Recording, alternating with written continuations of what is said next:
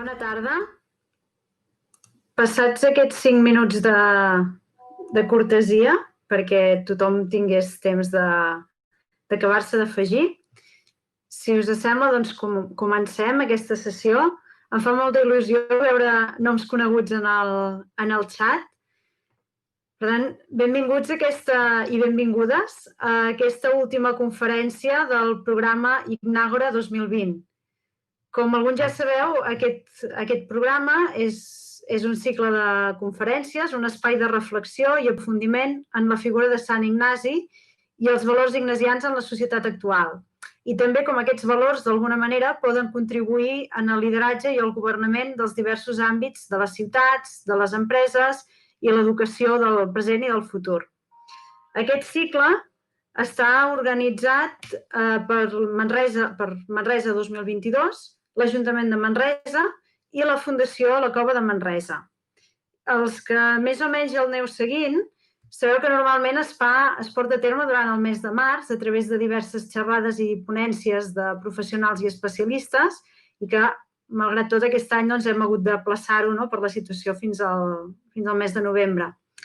La idea d'aquestes xerrades és que es creen dos espais de reflexió, un dedicat a la figura de Sant Ignasi de Loiola i l'altre dedicat als valors, que en aquest cas es destina a debatre temes en clau de futur i amb voluntat d'aprofundiment en alguns d'aquests temes. Així, avui tanquem aquesta 6a edició parlant de valors i en concret dels valors del turisme espiritual. Jo soc la Sílvia Aulet i soc professora i investigadora de la Universitat de Girona, de la Facultat de Turisme i d'un institut de recerca que es diu Institut. I en aquesta sessió d'avui aprofundirem més en aquest concepte dels valors del turisme espiritual. Us agrairem que si voleu participar o teniu preguntes o comentaris, els deixeu al xat i així al final de la sessió podrem comentar-los i resoldre'ls. I si voleu fer-ho també hi ha un compte habilitat de Twitter, de Facebook i d'Instagram. Per tant, si no ho voleu fer a través del xat però ho voleu fer a través de qualsevol d'aquests altres canals, també podeu fer-ho. I després, al final de la xerrada, resoldrem les preguntes, els dubtes que tingueu. Doncs comencem una mica, a mi aquesta sessió que de fet porta per títol això, els valors avui del turisme espiritual, l'he estructurat en 3 parts. I aquestes 3 parts són, en primer lloc, m'agradaria reflexionar sobre el concepte de turisme espiritual i m'agradaria que comencéssim pensant en la pregunta de si existeix el turisme espiritual. I a partir d'aquí reflexionem una mica sobre què és aquest fenomen i sobretot una mica quin és el rol que juga avui, especialment avui en la nostra societat. El segon bloc serà desgranar una mica més què és el turisme espiritual, sobretot en relació a altres formes de turisme que poden estar vinculades, com podria ser el turisme religiós, el turisme espiritual, ja ho anirem desenvolupant. I finalment, la tercera part, o el tercer bloc, que serà una mica donar resposta a aquest títol, que és quins haurien de ser els valors del turisme espiritual avui. Per tant, si us sembla, comencem amb aquesta primera part i aquesta reflexió sobre si existeix o no el turisme espiritual.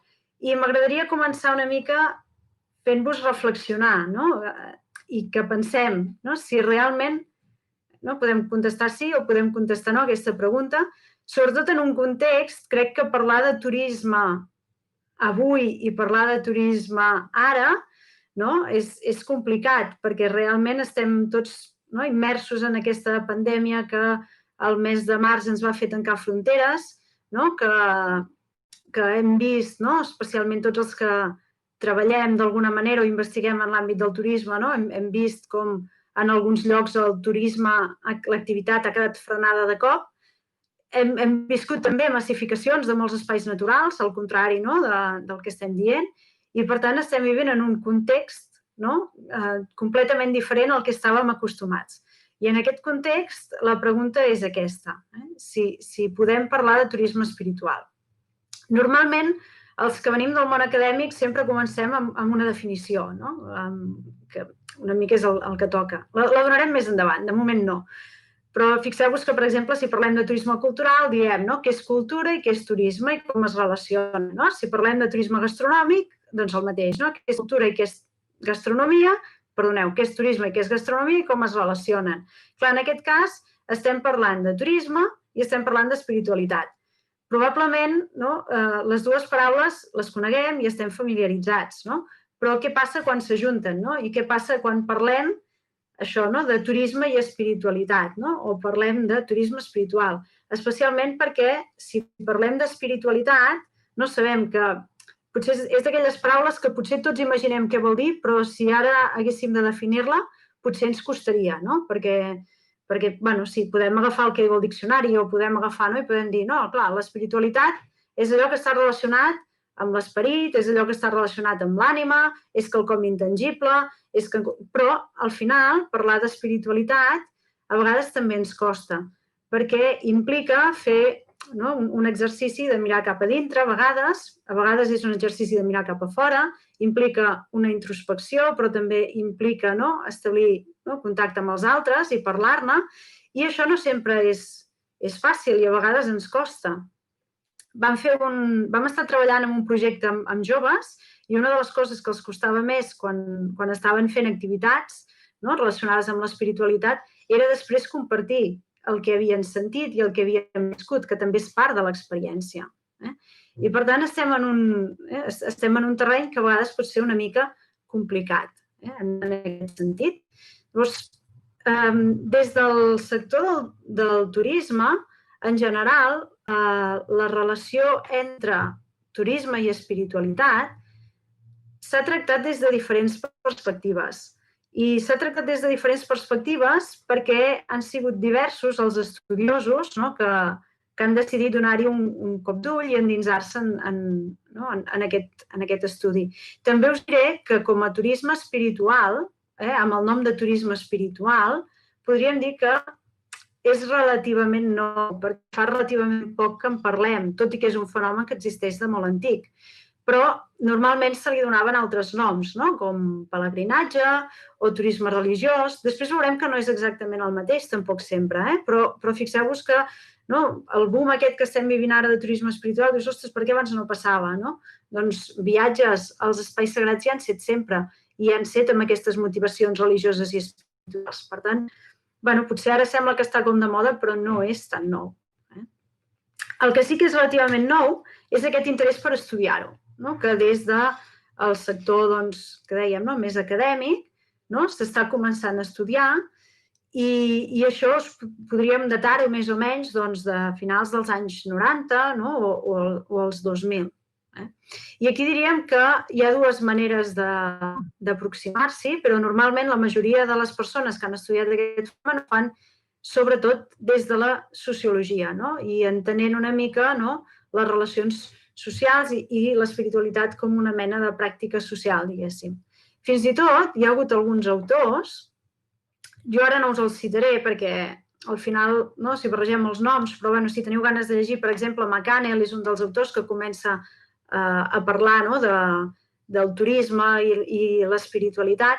I, de fet, ell diu que el turisme modern no deixa de ser una forma de pelegrinatge seglar, que d'alguna manera el temps d'oci en les societats contemporànies s'ha acabat convertint en un espai necessari i en un espai que ens permet, el que us deia, aquesta introspecció, aquest pensament. A vegades estem tan immersos en el dia a dia, estem tan immersos en tota aquesta l'estrès diari, diguéssim, que hem d'arribar aquí, hem d'arribar allà, hem d'arribar... que al final a vegades perdem el món de vista. I quan tenim aquests moments que ens permeten tornar a connectar, moltes vegades són en aquests temps d'oci.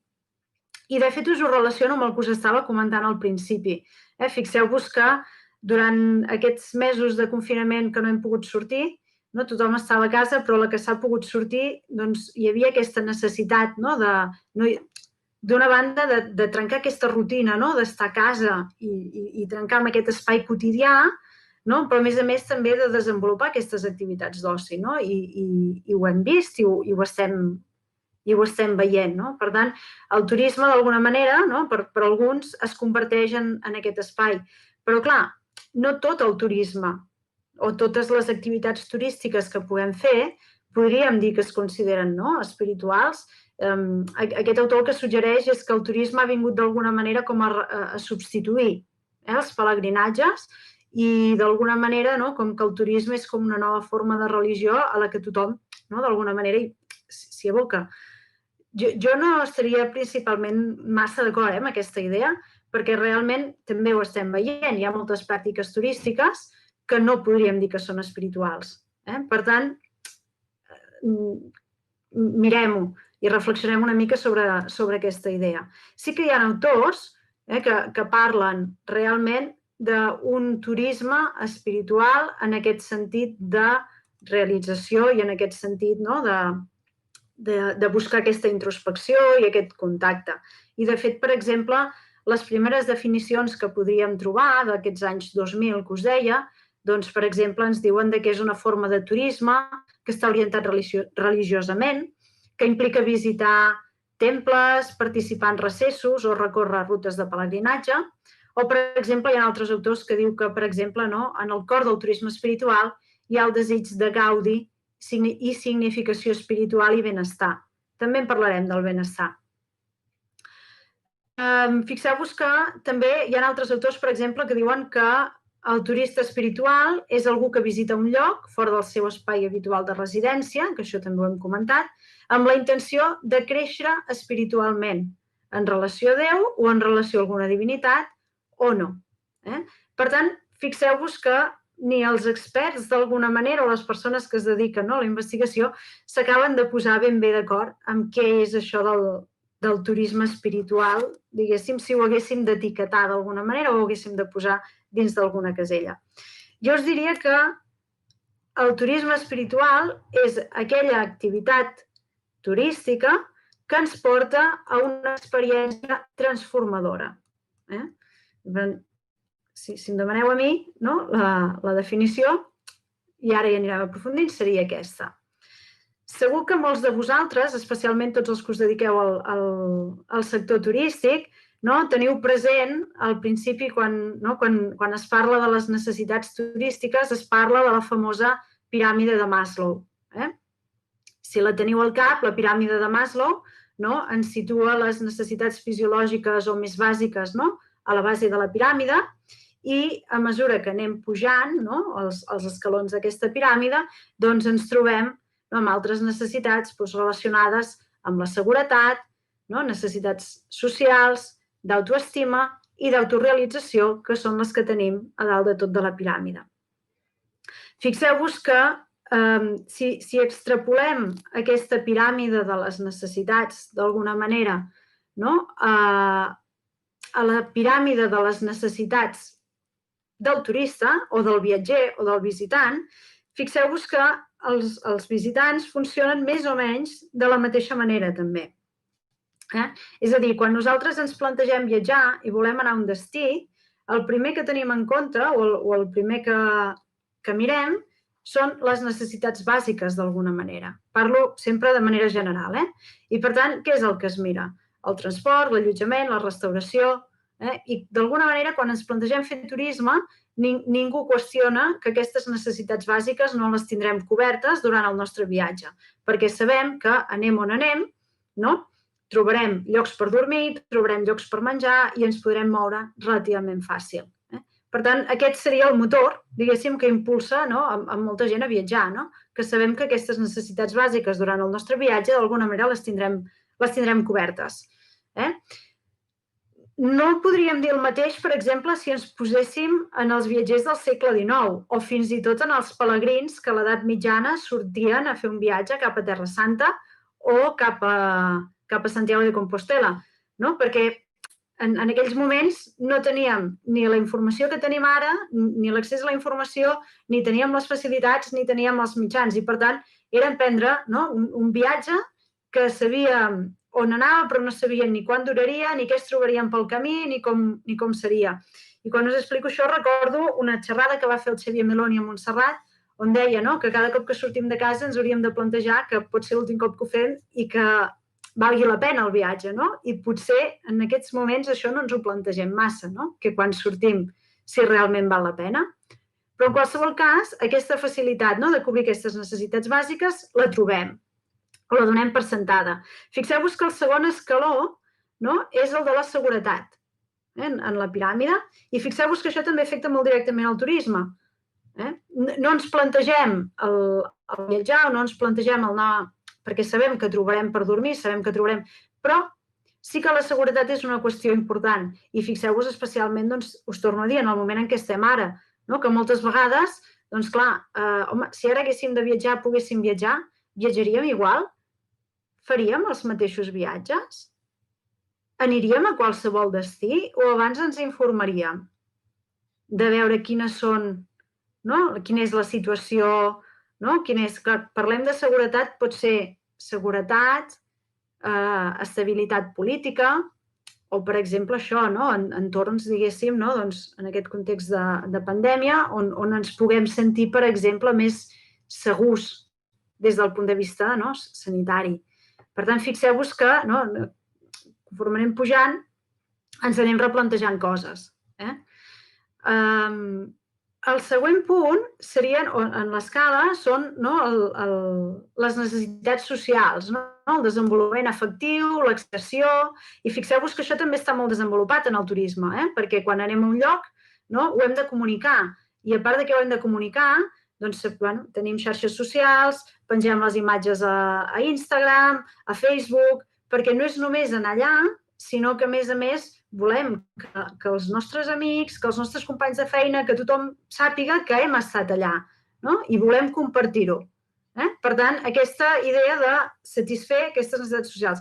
I jo us diria que aquests 3 escalons, diguéssim, necessitats bàsiques, seguretat i tot l'àmbit social, estan contemplats en qualsevol producte turístic que nosaltres puguem trobar avui.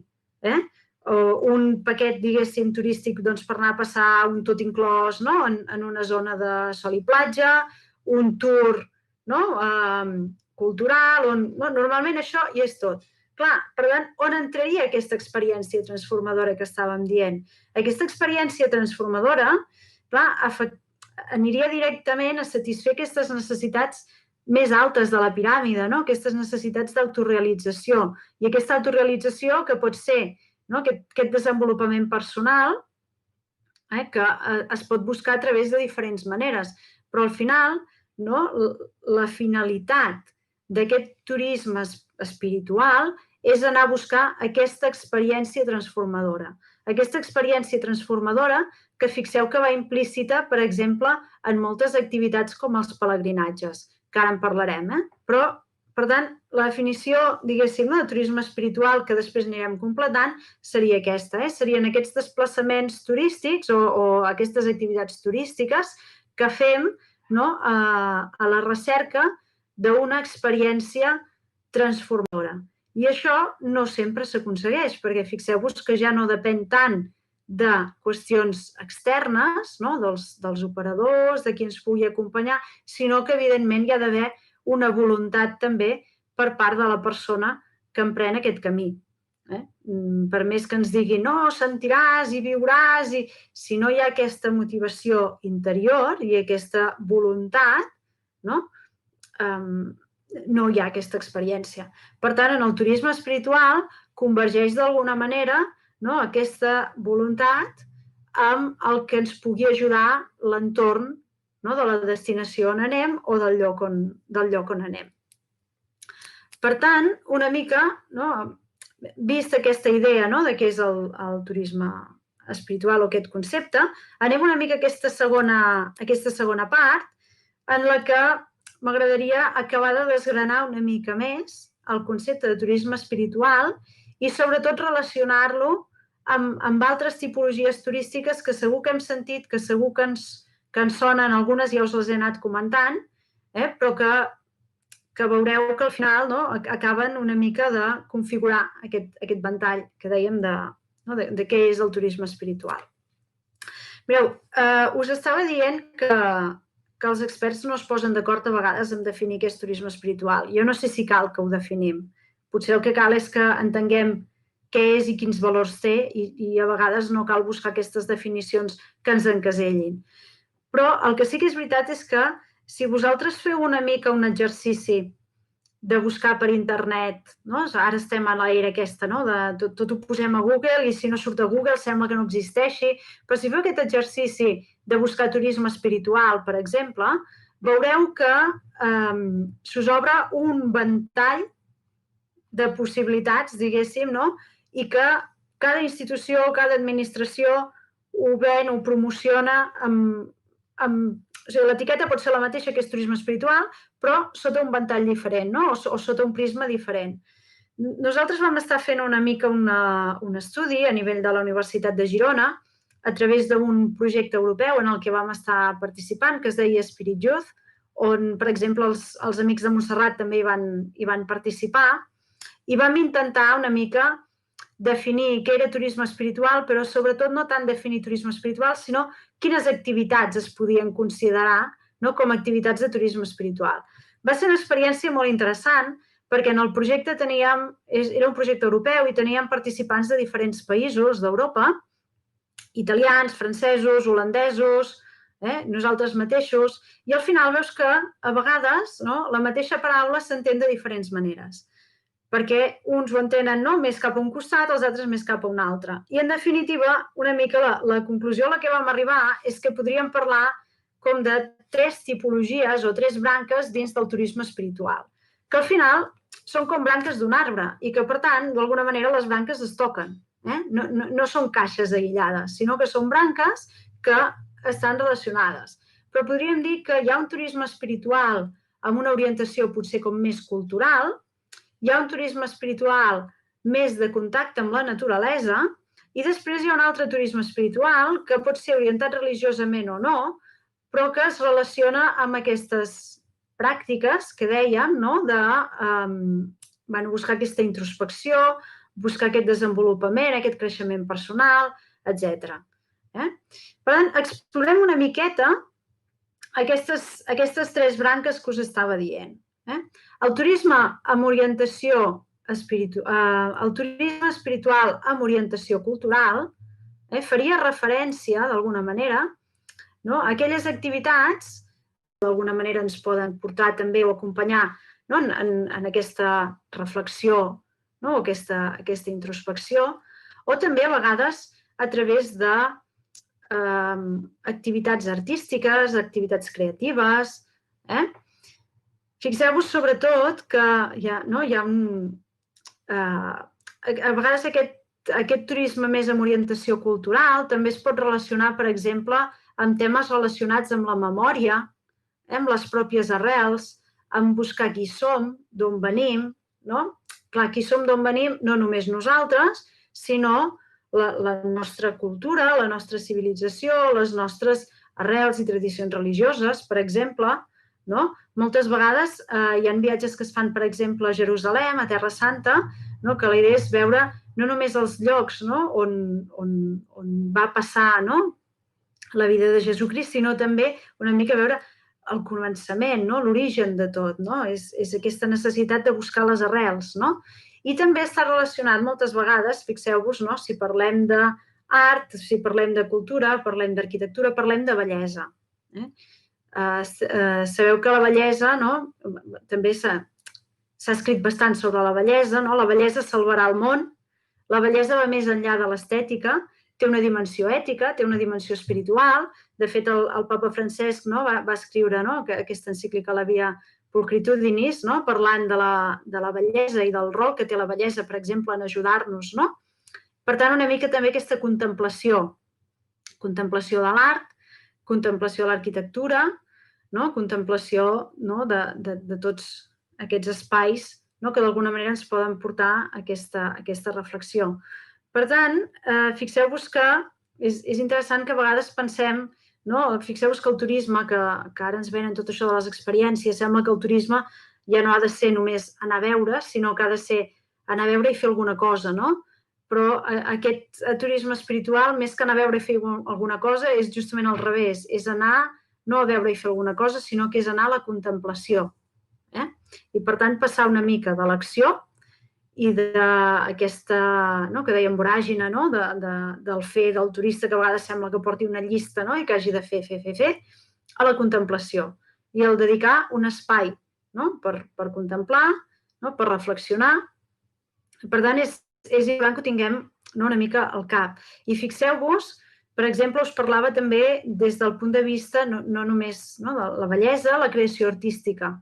Hi ha una forma de turisme que s'està desenvolupant també des de els anys 90, també, més o menys, que és el turisme creatiu. El turisme creatiu és això, és passar a l'acció, i per tant que el visitant participi activament en algunes activitats com poden ser pintura, participar en activitats teatrals, participar en tallers per aprendre a fer artesania, per exemple, o per fer... D'alguna manera, la idea és vincular aquestes activitats amb les tradicions del lloc. Però, clar, per tant, a vegades també s'associa aquest turisme espiritual amb aquest turisme creatiu. Primera, per aquesta vinculació que estem dient amb tot el tema cultural, però també perquè moltes vegades, us ho estava comentant al principi, aquesta cerca d'espiritualitat a vegades comporta també una necessitat de comunicació i una necessitat d'expressió de les nostres emocions, dels nostres sentiments. I a vegades això ho podem trobar a través del procés de creació artística. Per tant, a través d'aquest procés de creació artística, d'alguna manera també podem arribar a aquest desenvolupament que dèiem més personal. Per tant, aquest seria un primer àmbit. El segon àmbit és el que us comentava del turisme espiritual en relació amb la naturalesa. Ja us he dit que estan connectats d'alguna manera i que, per tant, són branques que es toquen. Però és evident que la naturalesa té un paper important també en totes les activitats de turisme espiritual. La naturalesa té un poder transformador. La naturalesa en si i el paisatge tenen tota una sèrie de valors espirituals i, de fet, cada cop més, en lloc de parlar de patrimoni cultural o patrimoni natural, parlem de paisatge. I el paisatge és aquesta comunió entre uns valors o entre la naturalesa i aquests valors espirituals i culturals. De fet, podríem dir que existeix una espècie de geografia espiritual del paisatge, que està configurada per diferents llocs, que són altament simbòlics, que representen d'alguna manera la identitat d'un lloc i en els quals la població local, la gent que hi viu, manté forts vincles emocionals amb aquests espais. I, de fet, moltes vegades la cerca d'espiritualitat, no hi ha només del turisme, però en general es fa buscant també aquest contacte amb la naturalesa. També una mica el que dèiem, buscant aquests orígens, a vegades som naturalesa, venim de la naturalesa, i també perquè moltes vegades la naturalesa ens dona aquests espais de pau, aquests espais de reflexió, aquests espais on ens podem d'alguna manera trobar amb nosaltres mateixos i connectar. I fins i tot, encara que, fixeu-vos que moltes de les tradicions religioses, jo us estava parlant de valors espirituals, moltes de les tradicions religioses tenen en espais naturals els seus espais sagrats, o hi ha una clara connexió entre el que són els espais sagrats i els espais naturals. Per tant, d'alguna manera, la naturalesa també acaba sent sagrada per moltes tradicions religioses. Per tant, m'estic adelantant una mica al tercer punt, però realment, penseu, per exemple, en les muntanyes sagrades, aquestes muntanyes que simbolitzen l'ascensió cap al cel, que simbolitzen l'estar a prop. Pensem en muntanyes com les muntanyes de l'Himàlaia, però també moltes muntanyes a casa nostra. Aquí a Manresa teniu molt a prop Montserrat, però fixeu-vos que moltes vegades això en el cim d'aquestes muntanyes, que s'han considerat espais sagrats, després l'home ja ha construït els seus temples i els seus santuaris. Es torno a citar en Xavier Meloni. En Xavier Meloni deia que les muntanyes no és com un intent que fa la terra d'abraçar el cel, i és aquesta idea d'acostar-nos a la divinitat. Però és que a part de les muntanyes, fixeu-vos que l'aigua també és sagrada en moltes tradicions i que l'aigua també té aquest component. Penseu, per exemple, en rituals com el baptisme, penseu en el Ganges, no? A la Índia, penseu, no? Per tant, fixeu-vos-hi, els boscos, els arbres també són sagrats en moltes tradicions religioses i, de fet, també tenen un llarg simbolisme. Per tant, podríem anar desgranant moltíssims simbolismes que el que fan al final és dir-nos, doncs, justament això, que la naturalesa és obra de Déu, és obra, no? I que, a més, no, ens permet, no, aquesta connexió, no? D'alguna manera espiritual. Hi ha un autor, hi ha un llibre que us recomanaria moltíssim del Mircea Eliade, que es diu Lo sagrado y lo profano, no? on compara, diguéssim, no, diferents manifestacions del sagrat en diferents tradicions religioses. I acaba veient que moltes vegades hi ha connexions entre les diferents tradicions, perquè, el que us deia, no, estan d'acord en reconèixer com a sagrats espais, no, que són iguals, no? Per tant, fixeu-vos que i aquests espais són espais naturals. Aquests espais són espais naturals. És a dir, Mircea Eliade diu que el sagrat d'alguna manera es manifesta i que quan aquest sagrat es manifesta ho pot fer de diferents maneres i una de les maneres és a través d'aquests espais naturals que d'alguna manera ens colpeixen, ens deixen sense paraules, no? Perquè la simple contemplació d'aquests espais, no, ens permet, no, d'alguna manera connectar. I, per tant, fixeu-vos que moltes tradicions religioses tenen part dels seus santuaris en llocs connectats amb la naturalesa. I això ens portaria també una mica a parlar del tercer àmbit, no? Us he dit el turisme espiritual orientat culturalment, el turisme, no, vinculat a la naturalesa, i podríem parlar d'aquest turisme espiritual, no, orientat religiosament o que busca, no, d'alguna manera, no, aquesta introspecció a través, no, d'estar en contacte, perdoneu, a través, no, d'unes creences religioses. I, per exemple, aquí ho connectaríem amb el turisme religiós i amb els pelegrinatges. Jo diria sobretot, no, els pelegrinatges. Fixeu-vos que el turisme religiós són les visites també a aquests llocs religiosos, aquests espais sagrats, aquests espais sants. I un pelegrinatge no deixa de ser també un camí, un recorregut que té dues vessants, no? Una vessant externa, diguéssim, o física, que és aquest recorregut físic que fem des que sortim de casa fins que arribem, no, al nostre destí, però també és un recorregut interior, que seria aquest camí espiritual que d'alguna manera recorrem. I fixeu-vos que els pelegrinatges sabem que han existit, no, o viatges per motius de devoció religiosa han existit en la humanitat, no, des de temps ancestrals, des de temps immemorials. Sabem, per exemple, molt abans que es parlés, no, dels pelegrinatges, per exemple, això, no, a Terra Santa i d'aquest gran boom dels pelegrinatges a l'edat mitjana, doncs també podríem mencionar desplaçaments que feien per motius religiosos els egipcis, les civilitzacions incaiques, per exemple, o també, no, maies, no? Per tant, sabem, no, per restes arqueològiques, no, pel que ens ha quedat, doncs que ja hi havia desplaçaments. Per això us deia que em sembla que és nou, però no és tan nou. I, de fet, ara sí que hi havia, no, recentment, la discussió de si el turisme religiós és pelegrinatges o de si els pelegrinatges, no, són turisme o no són turisme, que seria una mica aquesta reflexió també que us feia al principi, oi? De dir si existeix el turisme espiritual o no. Penseu que, clar, els pelegrins al final són turistes des del punt de vista, i ho faig així entre cometes, estadístic, en el sentit doncs, de que es desplacen fora de casa, fan servir allotjament, no? Per tant, sí que són turistes. Però realment, no, hi ha un autor que es diu Cohen, que parla, i m'agrada molt aquesta figura, ell diu que els pelegrinatges són viatges cap al centre.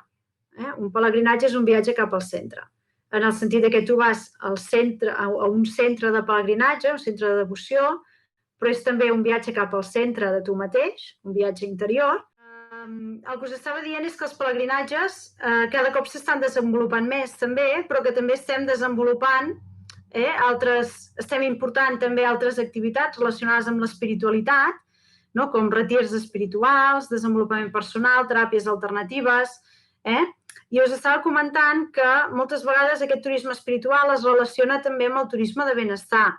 Veig que aquí també em sembla que algú posa aquest turisme de benestar. De fet, en anglès hi ha les dues paraules, el wellness i el well-being, però aquí tots nosaltres fem servir el benestar, però de fet seria aquesta vessant, diguéssim, més també de well-being, relacionada amb el turisme espiritual. I per tant, fixem-nos que sí que realment el que estem veient, i ho estan dient, que les demandes de well-being, de wellness, tot aquest tipus d'activitats també està creixent, especialment ara, i es preveu que creixeran. Per tant, fixeu-vos que el turisme espiritual té connexions amb diferents branques del turisme. El turisme creatiu, el turisme cultural, el turisme de naturalesa, els pelegrinatges, el turisme religiós. Per tant, realment, ja anem una mica ja tancant i concloent, quins serien els valors que hauria de tenir aquest turisme espiritual? Que seria una mica el que... la resposta inicial, la pregunta inicial amb la que començàvem. Perquè, ho hem dit, hi ha un gran garbuix a vegades, i sembla que no quedi massa clar. I aquí el que us comentaré, us ho comento ja des de la precisió personal. O sigui, el turisme espiritual, com us he dit abans, és aquest que busca aquesta experiència transformadora. No només ha de ser una experiència transformadora, sinó que ha de ser una experiència holística, integral. I hem d'intentar d'alguna manera que el que nosaltres desenvolupem com a activitats de turisme espiritual, doncs, com a mínim, tinguin en compte diferents elements. El primer és que ha d'evitar la massificació, perquè el turisme espiritual no el podem fer en massa, sinó que han de ser grups reduïts, han de ser en espais que permetin aquesta introspecció. Moltes vegades necessitem un acompanyant, ara la paraula coach està de moda, però necessitem un guia, algú que ens acompanyi en aquest camí. I cal aquesta implicació que us he comentat abans. No és una activitat passiva, sinó que requereix d'una implicació personal i s'ha de dur a terme en llocs que tinguin sentit. Hi ha qui parla del sense of place, el genius loci, que és aquesta idea, ja sigui un espai natural, un espai cultural, però ha de ser un espai amb sentit. O sigui, si nosaltres volem proposar, he vist que hi havia gent del turisme, del sector del turisme, volem proposar aquesta aproximació, aquestes activitats de turisme espiritual, hauríem de tenir en compte aquests 4 principis. Que eviti la massificació, que tinguin una guia, que hi hagi aquesta implicació per part del visitant i que tingui lloc en espais que tinguin un sentit, que connectin, que transmetin aquesta emoció. I realment jo us diria també que en aquesta línia de que el turisme espiritual ha de ser aquesta experiència transformadora, ha de ser aquesta experiència holística, ha d'obrir les portes a un turisme més conscient, responsable i just. I així com dèiem que podríem parlar d'aquest turisme espiritual vinculat culturalment, jo us diria que el turisme espiritual hauria de tenir 3 dimensions. I aquestes dimensions haurien de ser, primera, una dimensió personal, i aquests són els valors. Una dimensió personal. El turisme espiritual ha de ser aquesta connexió amb un mateix, ha de ser aquest treball personal. I dic treball perquè a vegades ens costarà, i és un esforç, és un camí que hem de recórrer. I aquest camí l'hem de recórrer amb aquesta voluntat. Per tant, hi ha d'haver aquesta dimensió, primera, personal. Després jo diria que ha d'haver-hi una dimensió social. Dèiem, el turisme espiritual ens porta a visitar llocs, ens porta a conèixer gent, hem de ser respectuosos amb la gent que coneixem, hem de ser respectuosos amb els altres que ens trobem pel camí, amb els altres pelegrins, siguin de les mateixes creences que nosaltres o no. Per tant, aquest turisme espiritual ha d'obrir la porta a un diàleg intercultural, a un diàleg interreligiós, amb aquelles persones que ens acullen, quan nosaltres anem de fer turisme, anem fora amb els que ens acullen, però també amb aquells turistes que nosaltres acollim. Per tant, aquesta dimensió social és molt important. I hi ha una tercera dimensió, o un tercer valor que hauríem de tenir present, que és aquesta dimensió ambiental. Hem parlat de la connexió amb la naturalesa, hem parlat Per tant, aquesta dimensió ambiental també és fonamental.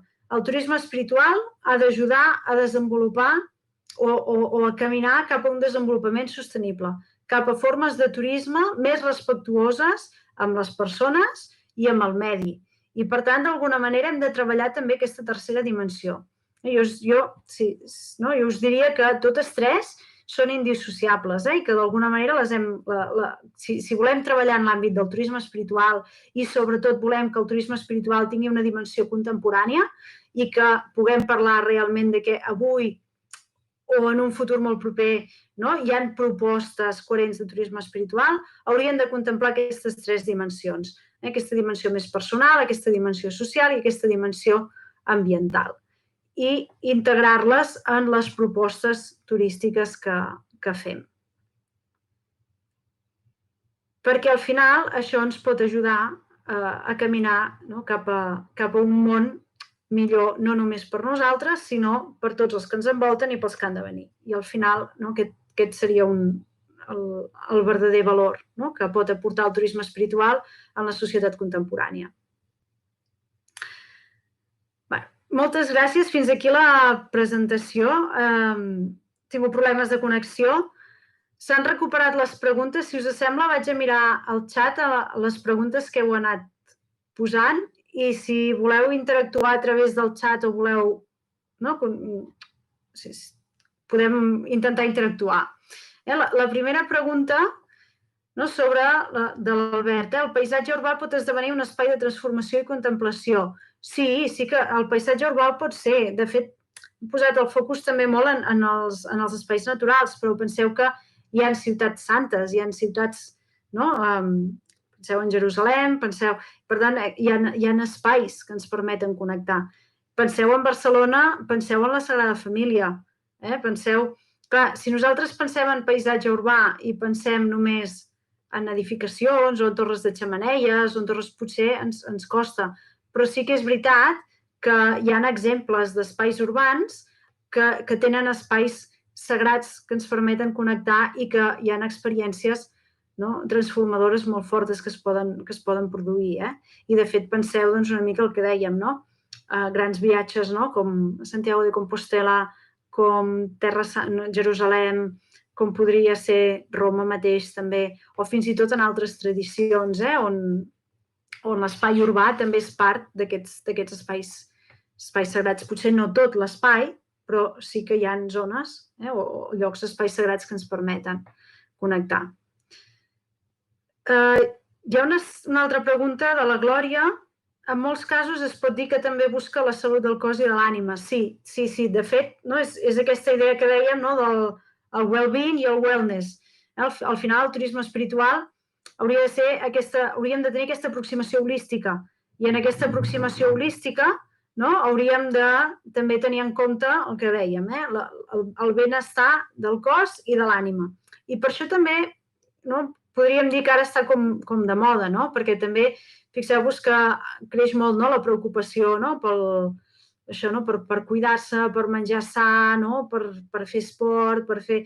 Però clar, un cos sa, si no hi ha ànima, tampoc serveix de res. O sigui que ha de ser integral. I sí que realment aquesta idea és així, busca aquesta connexió entre cos i ànima. El Josep Poguet pregunta si a Europa es donen ofertes similars de turisme espiritual. Mireu, fa un parell d'anys es va celebrar el centenari, perdoneu, hi van haver uns esdeveniments, sí, que us hauria de buscar el programa, però realment sí que hi van haver tota una sèrie d'esdeveniments relacionats amb la vida de Martí Luter, perquè hi havia una commemoració important. També, per exemple, més que esdeveniments, ofertes, en aquest projecte que nosaltres estàvem treballant teníem uns partners holandesos i a Holanda sí que estaven treballant en l'àmbit més d'aquest del turisme espiritual des del punt de vista del well-being i del wellness. També, per exemple, menciones Knox, el santuari de Knox és un punt important també de pelegrinatge. Potser el protestantisme, i ara sí que en el moment en què aquí es desenvolupaven els pelegrinatges, clar, i molts dels pelegrinatges es van desenvolupar justament en la Contrarreforma, pelegrinatges vinculats a les devocions marianes, justament per contrarrestar, diguéssim, el pes de la reforma luterana. Clar, i per tant, en tot el que seria el sector protestant, d'alguna manera els pelegrinatges, clar, no es van prohibir, però van deixar de tenir sentit. I per tant, sí que potser, des del punt de vista de la tradició històrica, hi ha com un buit o hi ha com un forat en aquest espai. I, de fet, hi ha autors que vinculen el desenvolupament del turisme, el desenvolupament del fenomen turístic, tal com el tenim entès avui en dia, justament amb aquesta reforma protestant, també. Perquè, al final, la reforma protestant, d'alguna manera, diu que els pelegrinatges, aquestes mostres de devoció, especialment això, no es poden fer, però continuen viatjant igualment, i que, per tant, desenvolupen aquestes formes de turisme més vinculades, més seglars. Però sí que és veritat que avui en dia trobem exemples o trobem mostres que s'estan desenvolupant activitats de turisme espiritual, potser no tan vinculades a l'àmbit religiós, però sí el que dèiem, aquestes pràctiques més de contacte amb la naturalesa, més en aquest sentit. Sí. No sé si a través de les altres xarxes ha arribat. Estava buscant a veure si trobava els actes aquests que us comentava. L'any 2017 es celebraven els 500 anys de la Reforma Protestant i sí que hi van haver tota una sèrie d'activitats que es van anar desenvolupant durant aquest any. Algunes s'han mantingut després i que realment estaven al voltant de la figura de Luter i de la Reforma, i algunes s'han mantingut. I, per tant, també una mica centrat en aquest àmbit, diguéssim, també del turisme més espiritual. I, a més, aquest va ser un gran esdeveniment i va participar, van participar, tot i que es celebrava a Alemanya, van participar gent de diferents països que es van desplaçar, també, i que es van fer des de conferències, però també també activitats vinculades al que dèiem, més a manifestacions religioses. Sí, el concepte de pelegrinatge marià no s'ha extrapolat allà, però sí, i els concerts d'orgues també, sí. De fet, potser aquesta vessant més cultural, que comentàvem abans, del turisme espiritual, de visitar, per exemple, monestirs, de visitar esglésies, o d'assistir a concerts, això sí que hi és més present. També penseu que hi ha països que en aquesta, una mica, en aquesta línia hi ha una vinculació molt estreta entre el que seria el patrimoni religiós i aquests valors espirituals del patrimoni, justament amb aquests valors patrimonials. I a vegades això també fa que puguem no confondre, però que es barregi, perquè, clar, vas a un concert d'orgue i potser no és un pelegrinatge, però al final sí que tens una experiència transformadora, o vas a visitar un monestir, o vas a visitar... Per tant, sí que hi ha aquesta idea al darrere, de transformació. No sé si hi ha més preguntes. Bé, us ho estava dient abans, moltes gràcies per haver-vos connectat, moltes gràcies per compartir aquesta estona. Esperem que en el futur ens puguem trobar presencialment a Manresa i estic a la vostra disposició. Qualsevol cosa, si busqueu des de la pàgina de la Universitat de Girona, el contacte és molt fàcil, podeu escriure un correu o em podeu contactar si teniu qualsevol pregunta o qualsevol qüestió. Moltes gràcies també per la invitació a l'Ajuntament de Manresa i moltes gràcies als que ens heu seguit. Bona nit, gràcies.